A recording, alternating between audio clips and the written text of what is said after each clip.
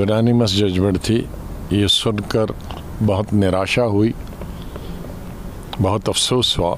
जो आज यूनानिमस फैसला आया उससे मेरे ख्याल में जम्मू कश्मीर के सभी लोग, चाहे वो कश्मीर के हों या जम्मू सूबा के, वो खुश नहीं है। कई चीज़ों में हम सब ने, हिंदुस्तान के हिंदू मुसलमान ने पिछले कई सालों से कहा था जो कोर्ट करेगा वो आखिरी फैसला होगा।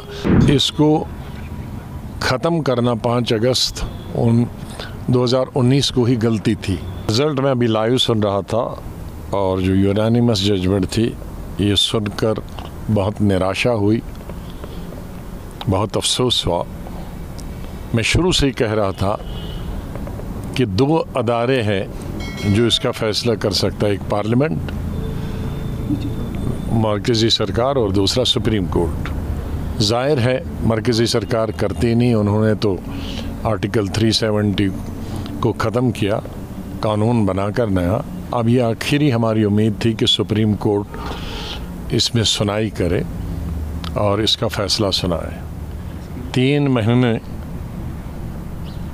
4 महीने इस पर बहस हुई पार्लियामेंट के अंदर और मुख्तलिफ वकला ने अलग अलग पार्टीज़ को और रियासत जम्मू कश्मीर के लोगों को रिप्रेजेंट किया।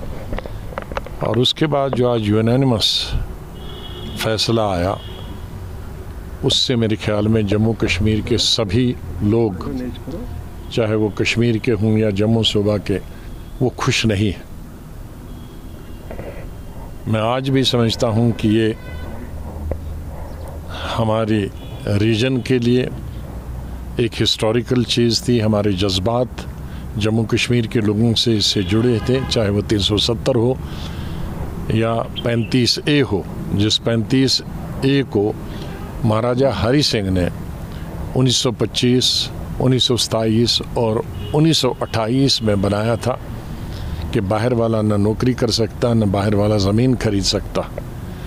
और जब हमारा आईन बना तो 35A की शक्ल में उस महाराजे को फैसले को आगे बढ़ाया था। तो आज वो भी ख़त्म हो गया, दोनों चीज़ें ख़त्म। इससे हमारी स्टेट की इकानमी को बहुत नुकसान होगा, ज़मीनें महंगी हो जाएंगी, पूरे हिंदुस्तान के लोग जम्मू और श्रीनगर आएंगे। हमारी यहाँ कोई बड़ी इंडस्ट्रियाँ नहीं है कि जिसमें हज़ारों या लाखों लोग काम करें। हमारी सबसे बड़ी इंडस्ट्री है टूरिज़्म और वो लिमिटेड लोगों के लिए है। हमारी सबसे बड़ी इंडस्ट्री जम्मू कश्मीर की है नौकरी, सरकारी नौकरी, और उसमें भी अब और बहुत कम नौकरियां होती। ज़ाहिर स्टेट बहुत छोटी है, अब उसमें पूरे मुल्क के 130 करोड़ जो आबादी हमारे में वो अप्लाई कर सकते हैं हर महकमे के लिए।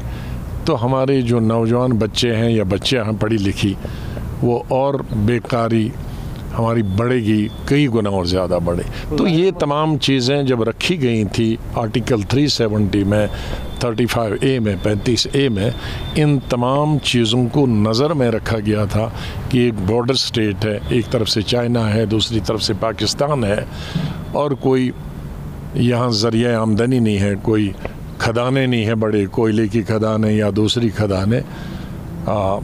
तो ये चीज़ें आर्टिकल 370, 35A रखना चाहिए ताकि इनको तमाम लाज़मात मिले।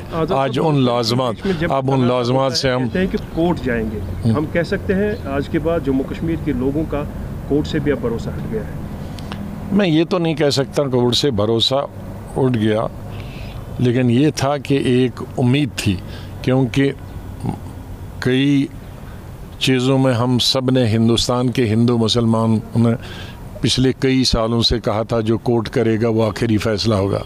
जैसे बाबरी मस्जिद के बारे में कहा था, इसी तरह से और कई चीज़ों में कहा था और उसको स्वीकार किया था।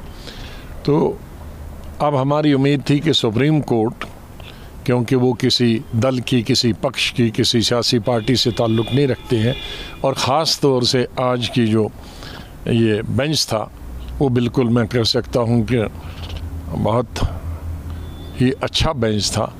लेकिन अब उन्होंने कॉन्स्टिट्यूशन को इंटरप्रेट किया और कॉन्स्टिट्यूशन के हिसाब से उन्होंने कहा कि 370 है। लेकिन मैं बुनियादी तौर पे कहता हूँ कि इसको ख़त्म करना 5 अगस्त 2019 को ही गलती थी।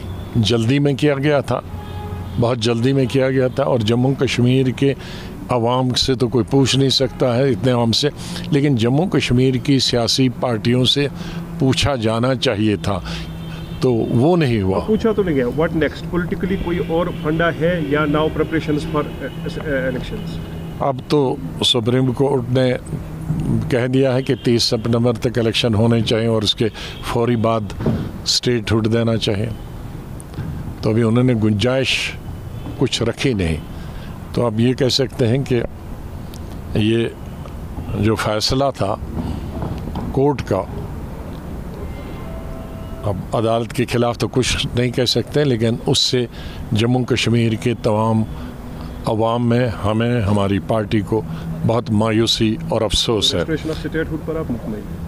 नहीं, स्टेटहुड तो उन्होंने पहले ही पार्लियामेंट में कहा है, अब उसमें इलेक्शन का भी पहले ही कहा है, लेकिन इस सिलसिले में कम से कम जो सुप्रीम कोर्ट ने एक डेट तय कर दी कि भाई 30 सितंबर से पहले होना चाहिए और उसके फ़ौरन बाद स्टेटहुड होना चाहिए, वो चीज़ तो हमारे हक़ में है।